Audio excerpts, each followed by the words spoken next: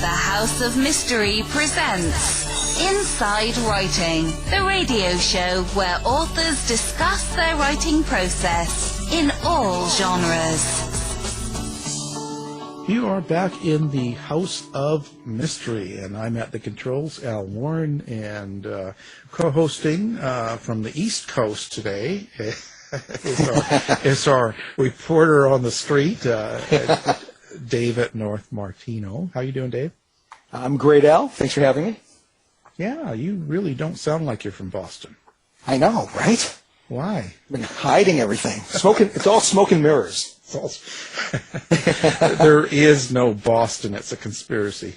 It is. It doesn't exist. Well, the flat earthers, you see how it's not. There is no Australia. Well, that's true. Right? They said there's no such thing. So anybody you've ever met from Australia is not an Australian. They're in on it. They are. They are. Just so be aware. Next time you're out shopping and you hear an Australian accent, be aware that they're part of the big plan. I will keep that in mind. I don't know what kind of plan that is, but I don't know either. But keep your eye out. Follow them. Report on them. And I will. Let us know. We'll break in. I'll have a late-breaking report. Yeah, but don't make yourself obvious. Okay. I won't. Yeah. Pretend you're Australian. Now, you can't even sound like you're from Boston. That's not going to be. Good day. Yeah. Oh, no. No, it didn't work. Just don't. Say nothing. No. Well, today we are in the world of writing, and we are going to go a little inside writing with an international best-selling author. So on the line, we've got V.S. Holmes. Thank you for being here, V.S. Holmes. Thanks so much for having me. This is great. Well, we'll see if you say that at the end of the show. I too am from the East Coast, so Uh-oh. Well, you have to be careful. Which doesn't exist. Yeah, right. It doesn't exist. You're all in on the conspiracy. The world is flat. There is no moon. It's all fake. Oh, geez. Well, but that brings up, when I talk about that, I laugh because, we had the flat earthers on, and that's sort of why I do that.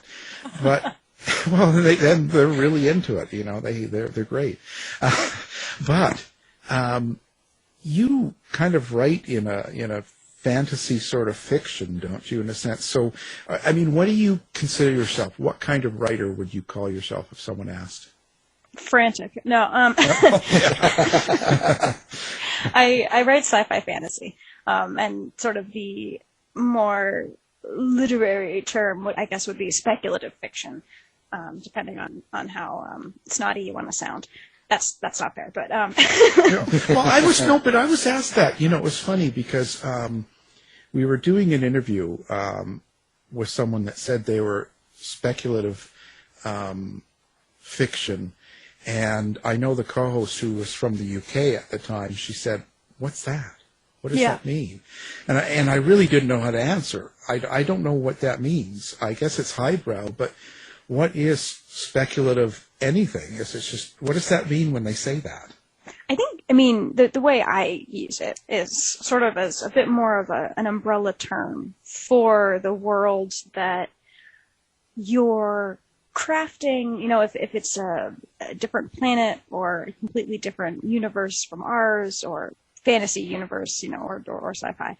But also, it also incorporates the stories that we write that are a little bit maybe quieter, a lot of fabulism or magical realism, I think, can also go under that umbrella. So it's just a little bit broader, and it's easier than sci-fi, fantasy, horror, saying all these things. But I do think that there is a bit of a highbrow history to the term for sure. Yeah. So our flat earthers writing a book. That would sort of be in that area. I mean, I guess it depends on if you're asking them or asking. Right. For them, it's true crime actually for them because it's it's planned, right? But so this must be a great category to be in as a writer. Well, and especially these days because there are so many conspiratorial thinkers out there. There's so many people doing these the Jewish laser beams and all this stuff's going on right now, and the fake snow in Texas. All this. So with that kind of thinking, it must be a good thing to be in. I mean, yes and no. They're stealing all our ideas, and it's a little difficult too, because the whole fact is stranger than fiction thing. If I were writing half the stuff that's happening in the world, I'd be laughed at. This isn't realistic, which I always think it's funny when someone makes that argument with sci-fi and fantasy, because it's like, well, but dragons though, guys. But yeah, it's kind of funny because like I couldn't write this and not be laughed at. But it is, there's a lot of fuel, and at least now we can write whatever ridiculous stuff we want and know, well, it actually could happen though. Does it ever worry you that some of these people would latch on to you and some of your stories and kind of go, wow, this is happening, that they start following you because they think, oh, like I'm preaching. Yeah, like something. You're part of the conspiracy. Maybe you're in on it. And but you ever think that, because a lot of what people say, like when you go back in time, I find this fascinating, because when we go back to things like, look at Dracula. Dracula was a complete fiction, but look how real people have made it. How humans now go around pretending or thinking they're vampires and drinking each other's bloods and doing all sorts of. So, but that completely come from a fictional mind. It wasn't. It wasn't something that was going on that people heard in the news and decided, well, I'm going to do that. So people actually have bought into, I'm a vampire. Oh, no kidding. I mean, I might have dated one of those, yeah. But you made it out alive, so until I figured it out. Yeah. I mean, I think it would be interesting. Of course, I'd be a little flattered, I think, if someone were to latch on. But insofar as my science fiction goes, I have a disclaimer at the front of the book that says, I don't actually believe in ancient aliens, and I don't think that aliens have anything to do with anything that humans have built. We're quite capable.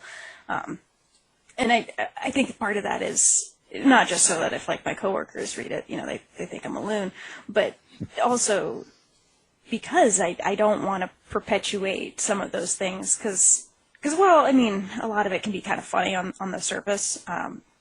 There are some nasty roots to a lot of those beliefs, and so I sort of try and temper it. But if someone's not hurting anyone, I'm like, sure, go ahead.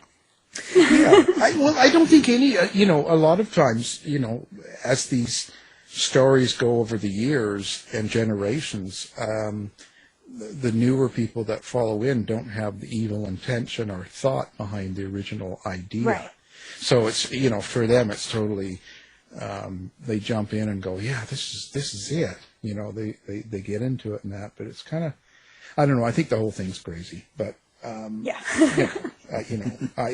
But maybe I'm crazy and everyone else is sane, right? I mean, I guess it's all a matter of perspective. Well, exactly.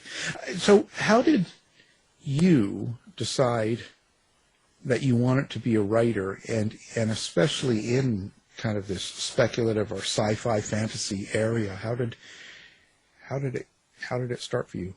I mean, I've always been drawn to storytelling, and I was an only child, and I grew up in the woods, so there wasn't a whole lot of human interaction for me to, Did you stay at Grandma's house, 3 Little Bears? Or? Essentially, and my parents would just let me wander off into the woods, and they kept binoculars by the sink to make sure they could still see me bobbing around out there. But I was alone a lot of the time, and so I had a lot of imagination to keep myself company, and that kind of naturally transferred into storytelling. As I got older, though we won't talk about the first forays into writing that I did. They don't need to ever see the light of day. No. But I did that, and then I also read a lot as a kid, and a lot of what I was drawn to were the science fiction and fantasy stories. You know, my dad read me The Hobbit when I was really little, and though TV wasn't really a thing in my house, the movies that I was allowed to watch were, you know, like the Nature Show and Cosmos and Contact and things like that. My dad was a sci-fi fan, so I sort of naturally came to those worlds, you know, as I was consuming things, and then that's just where I went when I decided to actually sit down and take writing, you know, professionally, at the end of my university career. And yeah, it was just, I wanted to make worlds. You know, I think a lot of speculative fiction is dreaming about the worlds we want ours to become, or maybe the worlds we fear ours will become, depending on how dark you get there. Yeah. And, you know, I wasn't happy with where my world was, so I wanted to make a new one, and that kind of became the various worlds that I've created, though. I definitely think they're darker. Oh, well, so in a way it's an escape. Yes. It's both an escape and also a roadmap, I think. But when you're a sci-fi writer, now get this, because I'm nonfiction and all that sort of stuff, so I don't do this sort of thing. When you actually are looking for a better world or a darker world or just a different world, whatever way you want to go, as a sci-fi writer, doesn't that make you expose kind of some of your own feelings? Oh yeah. Yeah. I mean, especially just the past few years, you know, I mean, as everyone has, you know, there's been a lot going on in the world and a lot to deal with. And I was just talking to one of my other friends recently about, I feel like I just ripped open my chest with a lot of the stuff I've been writing over the past 2 years, and now there's just literary blood everywhere. I have to try and, you know, clean up the mess. You better clean up. I'm trying. But definitely, I think, you know, at first, you know, my first few books, I was a bit more reserved with how much of my emotions I was putting into it. You know, they're real, and we put a bit of ourselves into all of our characters, but you know, I, to a lesser extent with those early ones, because I either wasn't sure if I could go there or if I was comfortable going there just as a person. And I think my writing has improved as I've allowed myself to go there and go there with my readers too, in a lot of ways. But yeah, it can get a little emotional. But then, you see, this is kind of a point where I've learned to do this over 20 books, so I can put myself out there more so now. But in a true crime or a cult book, I don't have to, like, let's say, a fiction writer, and especially like what you're saying. So when you expose your feelings and expose how you're kind of exposing kind of how you think and how you live, does that so for me that takes a lot of courage. So do you ever worry about that, or do you ever worry what you can talk about in a book or what you can express in some of these stories as compared to you know, someone like me? Like, do you ever worry that, I don't know, maybe with social media and everything, or does it, like, how do you deal with that? Well, I mean, it's complicated. So in some ways, you know, I have a shield that you don't, because you write nonfiction, and I can just say it's the character. I can say it's not real. You know, I don't, but I could. And, you know, I don't really believe in separating the art from the artist, because it does come from somewhere, you know, even if it's accidental. But in a lot of ways, I feel like I can be more honest with my fiction, because it's the only place I really can be and be safe about it. Because, you know, I'm a pretty online person with, like, the capital O or whatever. I have all the various social medias, and I'm also a queer person, and so I'm out online, and I try to be, out to some extent in my daily life, but it's not really possible. And so when someone encounters my feelings in my books, for me, that's safer than when someone just encounters me existing as a person on the street.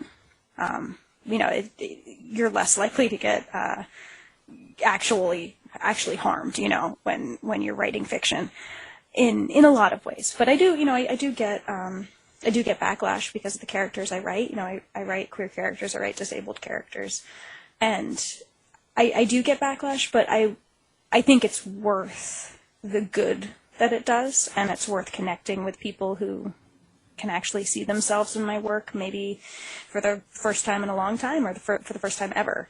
To me, that's worth the danger. So are your characters coming from a real person or a real place? I mean, obviously you're sharing some of your own experience, and that's how you can express yourself, right? But where do your characters in your stories come from? God, I don't know. No, they kind of, they don't spring fully formed from my brain. That's not a thing for me. I think every author is different. But for me, most of my stories have started with just a single scene will kind of pop into my head, like, oh, that's fun, daydream. And then I'll start asking myself questions about that character.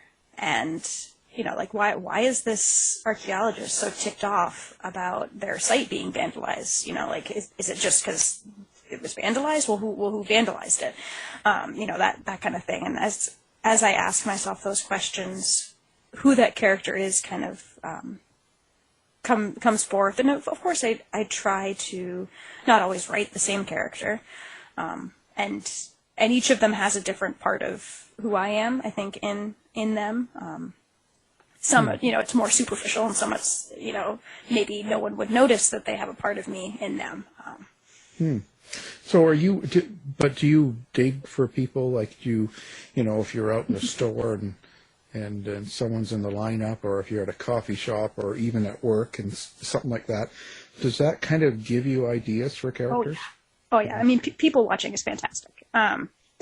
But I sort of had a chuckle when you said dig. My day job is as an archaeologist, and we travel to all these different, usually fairly rural areas, but also, sometimes we're working in cities.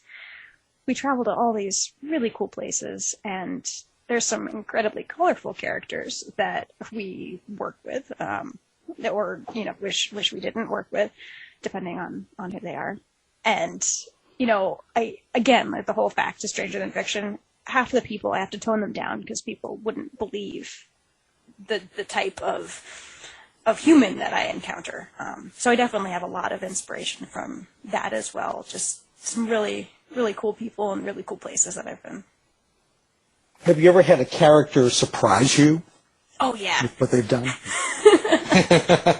One of my favorites, and like I don't really subscribe to the whole like they're actually talking to me, I can't control them thing. That's just sort of not how I look at my writing. But I have had, I guess, inspiration strike in a way that really surprised me, particularly with my character Bren from my epic fantasy series. And initially I was writing him to show the enemy's side of things, the quote bad guys, though I try not to write good guys and bad guys. They're all sort of morally gray. But he was just supposed to be this bad guy. And then I started writing him, and he turned into one of the three main characters, and he had this deep connection with one of the other characters that I hadn't really planned on. And I mean, I had to trash like the second half of the book that I'd already written. But yeah, he really surprised me for sure. And I've had a lot of side characters sort of surprise me in ways that are really fun. I think that's one of my favorite parts of the writing process when I'm still in that discovery mode. That's really weird, because like Dave writes kind of like your style of writing, and he hears voices in his head. It's completely insane. Do not ever be in a room alone with him. Well, the thing is, I can't really listen to like music with lots of rhythm and lots of lyrics. It kind of drowns out that I don't know the voices in my head, but just the rhythm of the language. Yeah. Now, this is sort of a tangent, and I apologize for that, but I remember there was a thing going around the internet about people who actually like have the inner monologue like words, and then people who just think in like visual concepts. And I wonder if that's where that's coming from. Or are you an inner monologue person? I am. Yeah, see, I'm not. It's just all concepts and images. There's no words. Okay. So I also don't listen to interesting. a lot of lyrics when I write, but I do listen to a lot of instrumental music. So I wonder if that's part of it. That's probably like the witch we interviewed earlier this week, that everything is visual. Remember, she said everything was all put in her head. It was all pictures and stuff. Nothing, no words. So, and then that leads me to the next question with that being the case, what do you consider your characters, like the characters you've written? How do you feel about them? Oh, like just as people, or like? Yeah, we see. I know. Well, we see, because this is really insane for a nonfiction writer, right? Because we've been interviewing 5 a week for a long time, and I get a lot of, well, they're like my kids. They're like, you get all these family and emotional ties to the characters, and I'm thinking, well, this is completely insane. I see. I'm not like that. I definitely. I have characters who mean a lot to me, not necessarily the ones that you might think, especially when it comes to main characters. Well, I mean, some of them, yeah, but others they're fine. They serve their purpose for the plot, but there are a few that, like, I would defend them with my life kind of deal, but it's much more. I think I have a lot more distance between myself and them when it comes to like I know I created them. I know that I can also just write them out if I needed to. Assuming the book isn't published yet. But to me, I think my connection to my characters is much deeper insofar as how readers are connecting to them. If someone writes me and says, "Oh my God, like I saw myself in Nell, and the way she deals with her anger is just so powerful to me." That means more to me than simply writing a scene where she loses her temper or anything like that.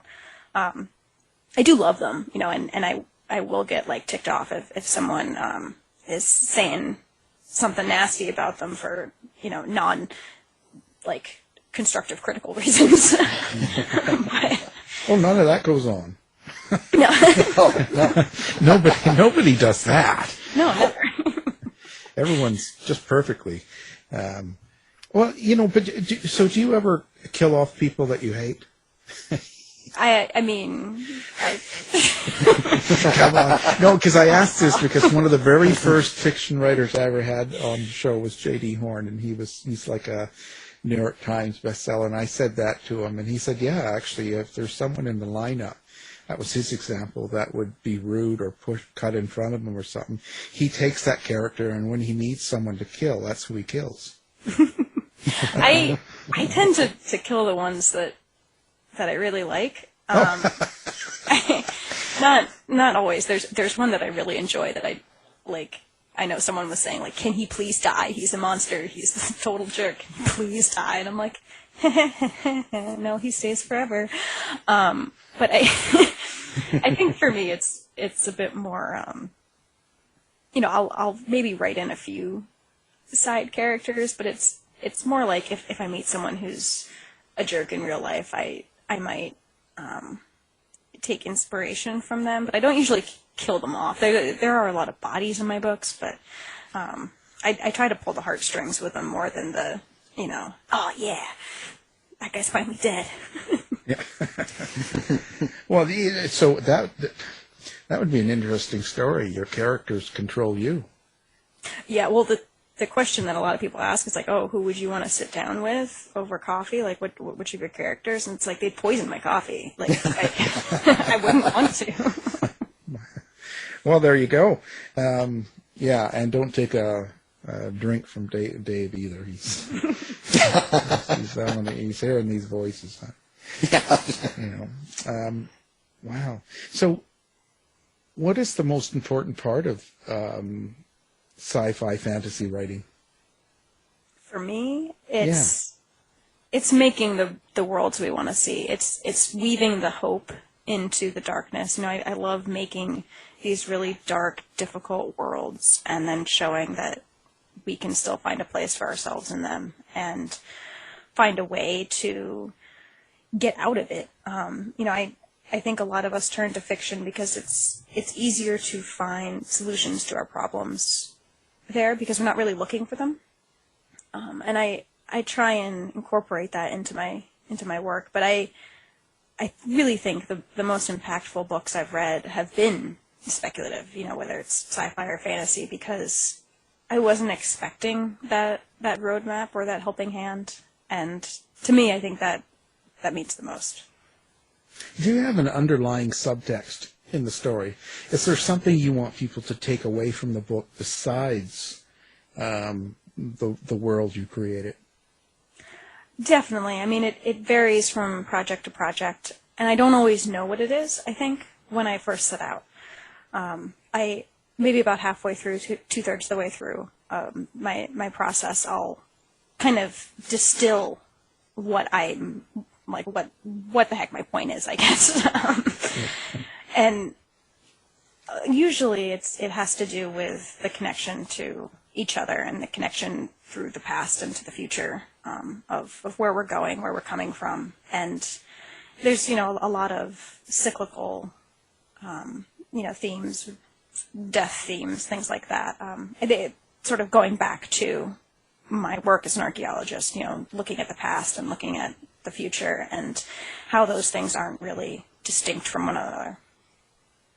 So when you get to the right, now your newest book coming out is called Heretics. Yes. What's the premise of this book? So it's the fourth in my sci-fi series, which is the Star's Edge Nel Bently books, and the series as a whole follows Dr. Nel Bently, who is a foul-mouthed, foul-tempered archaeologist. And in the first book, she discovers that her pristine, career-making dig site is actually the center of an intergalactic feud. And she's thrust into this high-tech, higher-stakes kind of world. And so the books follow her as she comes into contact with a lot of things she wasn't prepared to believe in, and still, frankly, would rather she didn't. And book 4, she's actually returning to Earth from being not on Earth in the previous book, and she and her on-again, off-again girlfriend Lynn are tracking this killer sound wave, hoping to get ahead of it before it actually destroys Earth the way it destroyed the planet that they were excavating in the previous book. Well, Earth isn't that great anyway. I did incorporate a little bit of the pandemic into it, but it's like a footnote. Oh, really? So you haven't shied away from the pandemic thing going on? I mentioned it. It takes place technically a couple years in the future. I don't really set a hard year, just to give myself some wiggle room. And there's been some multiple year-long cryo sleep trips that they've gone on to. But yeah, I wanted to mention it because she comes back to Earth and she's really excited to be home, and she hasn't been there in a really long time, and she sees all these stickers saying, keep your distance, keep 2 meters apart, and wear your masks. And it's just such an apocalyptic thing to see even in my own world that I wanted to incorporate that sense of this isn't the world that I left. Because I think as a lot of us return to some of our more normal behaviors, as it's safe to do so, I think there's going to be a lot of that feeling. So do you have anti-maskers and that in your book too? They actually have a vaccine. By Bill Gates? Well, that's the thing. The organization that she's sort of grudgingly working for developed one, and that was their big reveal. Like, by the way, we kind of have our fingers in a lot of pies, and we have this great vaccine, and isn't it wonderful? Haven't we saved you all? We might actually control the world. Yeah. So there's some undercurrents there. Yeah, George Soros. Yes. I got it now. A description for your book, and it's Alien meets Lara Croft in this queer, snarky science fiction adventure. Okay, when you use the word queer, what does queer mean to you? And I take this in a way of because I'm a gay man, and I've been that way all my life, but I'm 59. And so back in the younger days when I was a kid, or just, in the 70s and even the 80s, queer was a very negative word. Yes. And it was always used to put you down type thing. And I remember that. And so just recently I noticed some of the national magazines and papers kind of using that word. And someone actually, my accountant actually sent me a note saying, she was totally upset with this and wrote the editor a letter because they talked about the queer community, and it's like what a terrible word to use. And I'm thinking, well, it seems to be coming back. So how would you explain queer? I mean, I think it's one of those words that has been fairly successfully reclaimed for the most part, and for me, I use it I use it in broad terms. I wouldn't necessarily use it for a specific individual unless if I knew that they were comfortable with it, because there are a lot of people like yourself who are much more familiar with it being used as a slur and as an attack. But I use it for myself because it's a lot easier than listing off all the initials, and a lot of times, LGBTQRSVWXNY. Exactly, and I might be talking to someone who isn't, doesn't know what half of those letters stand for, and for myself too, it's easier than maybe I don't want to disclose all the ways I feel queer to a random person, and so I use that because it's more comfortable. But I think a lot of people that I've seen who use it for themselves also, it's easier than saying like, well, I'm this, I'm that, and maybe that definition might change. Our ideas, especially when it comes to gender, our ideas of who we are often do change. And I think that sort of leaves that wiggle room. For me, it's that, and it's also, it leaves a little bit room for maybe my characters to go on that journey themselves. So it gives you a little bit more fluid. Yeah, it's a little less specific, and at least when it comes to broad terms, I think it can be a little bit more inclusive as long as you're referring to the right people. Yeah, and that kind of makes sense now that I think about it. I don't have a negative feeling with the word because, I understand some people use it that way, but it's like fag. It's like a lot of these words. I'm not really into giving power to any of these words. It's really where the heart is. It's where people come from. If someone hates you, they hate you. It doesn't matter. Right. Really, their actions will speak louder than any of these words. But I like that idea. That's a good kind of explanation so people hopefully can understand it better. Does that make it more difficult for you as well, writing? Oh, I mean, of course it does. But I think it also maybe, and this is maybe a chicken or egg thing. I don't know if it's that writing has helped me explore these things, or if I was exploring these things, before that. But I do find myself, as I'm writing different identities, I might find something that fits in a way that I didn't expect it to.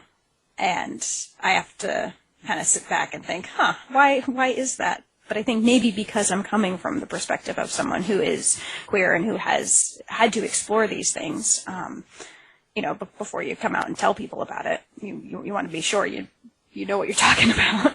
Yeah.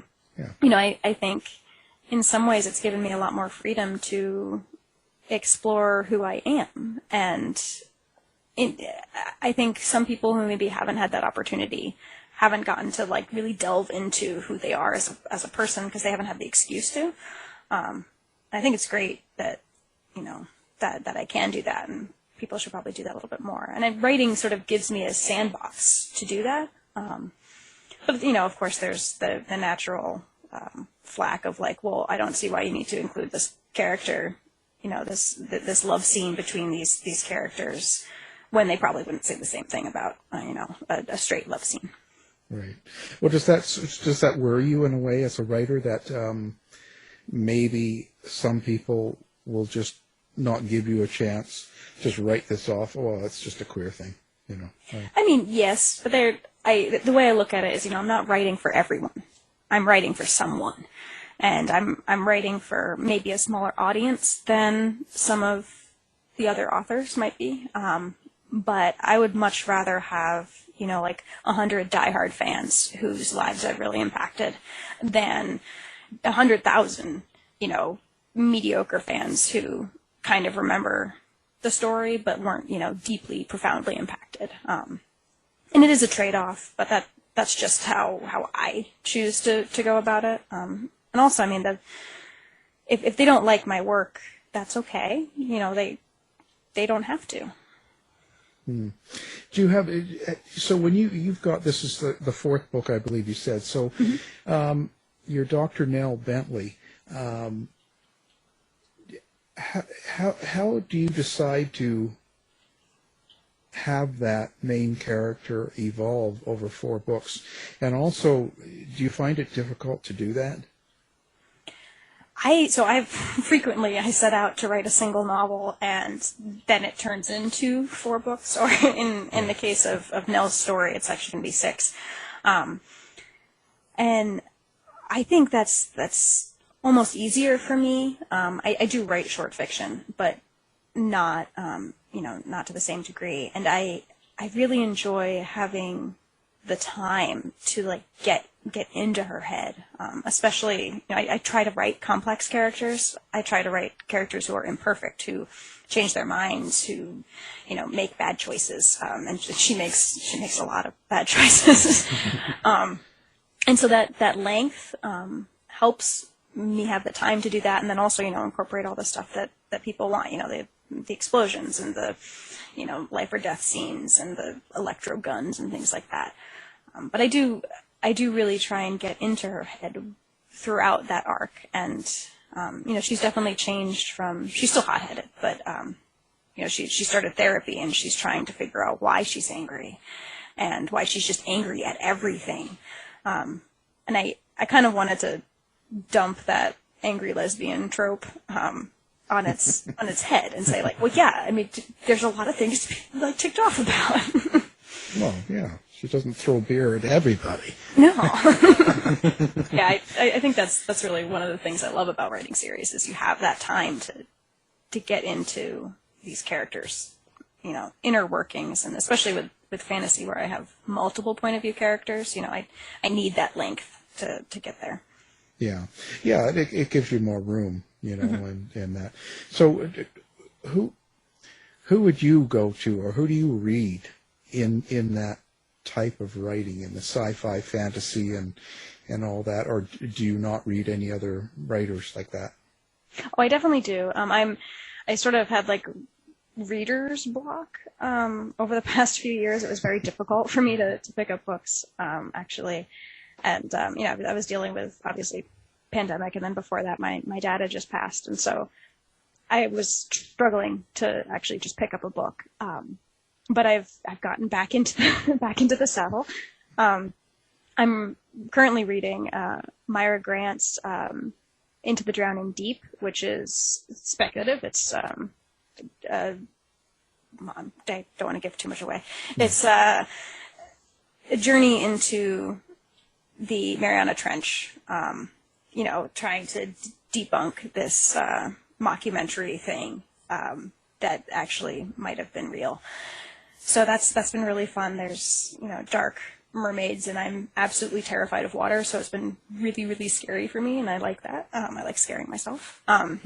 So I've been reading her, and then I also have been reading a lot of sort of dark romance and gothic romance. I got really into horror during the pandemic too. I was like, well, let's get all the doom here. So I was reading. Go over the edge. Exactly. I was reading S.T. Gibson. She wrote a really cool retelling of Dracula. Speaking of vampires.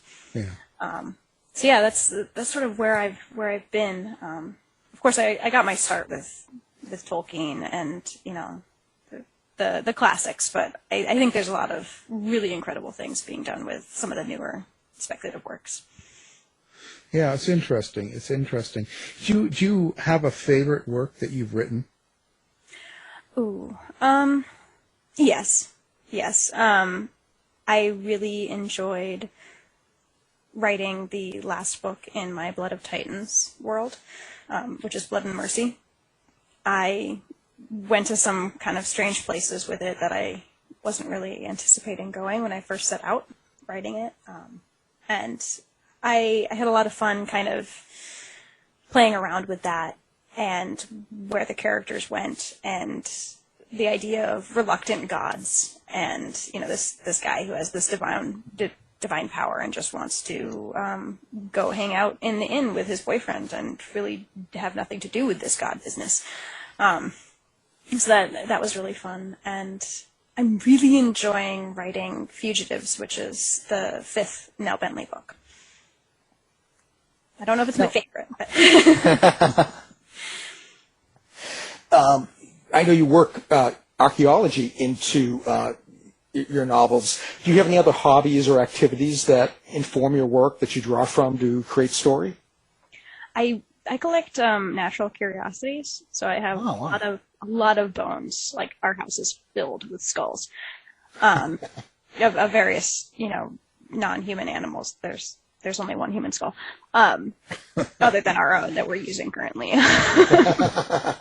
Yeah, I really like biology and death and you know, mortuary stuff and, you know, the kind of morbid.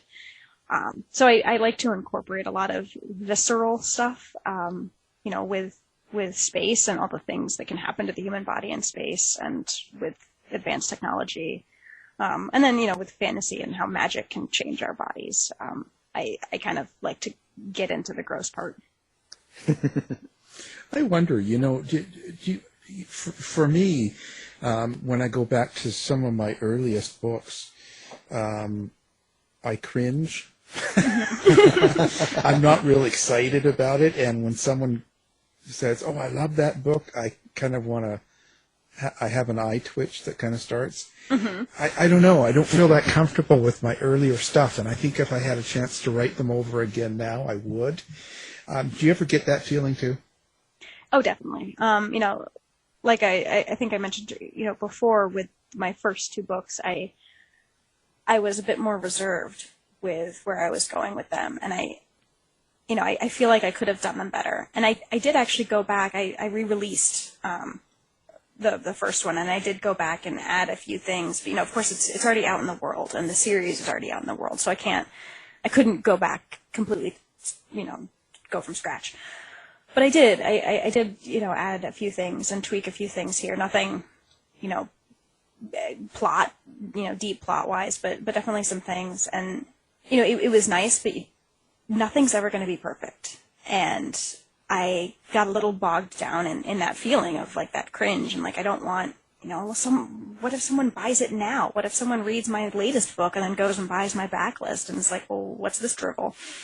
Yeah. But I didn't want to. I think you can get trapped by that, and I've tried to switch my mentality to make this the best it can be, the best this particular book needs to be for what you're doing right now, and then put it to bed and if you're looking back at it and you want to change this, that, and the other thing, just put that in the next project that you're working on. And that's been helpful, but not easy.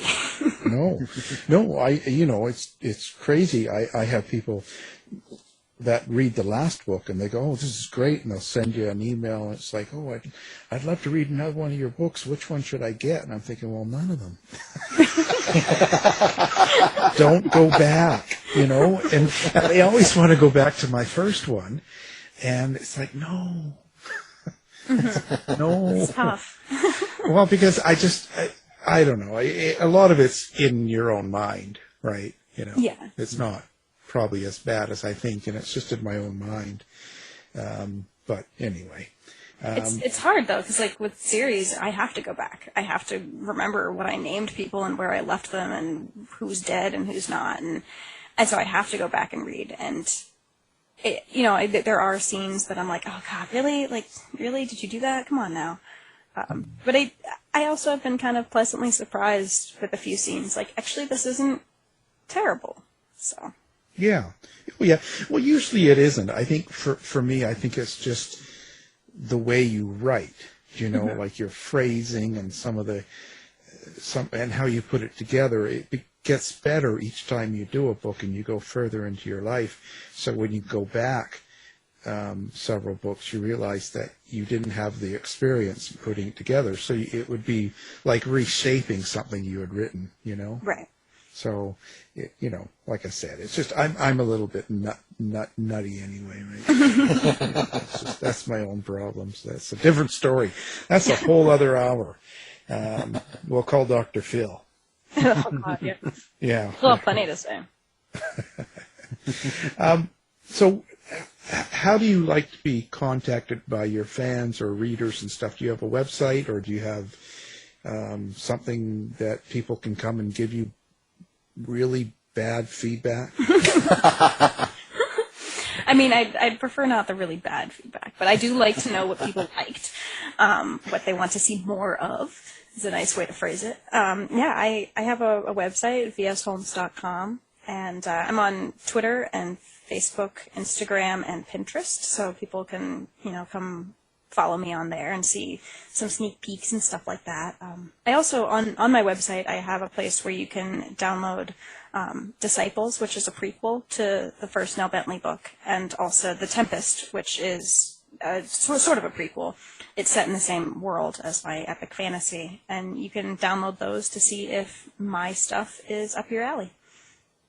Well, there you go. It better be a dark alley, too, right?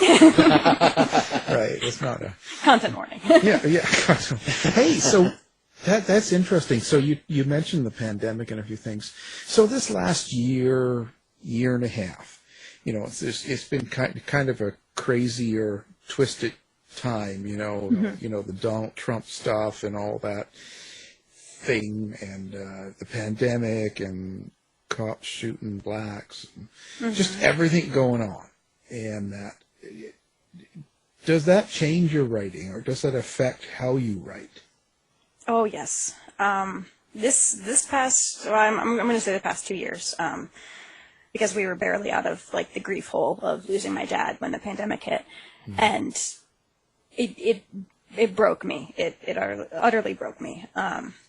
And I went from being a hardcore outliner, plotter, control freak, to being completely unable to write. I actually had to start Heretics almost over from scratch, with a super close deadline looming, because I couldn't use what I'd written.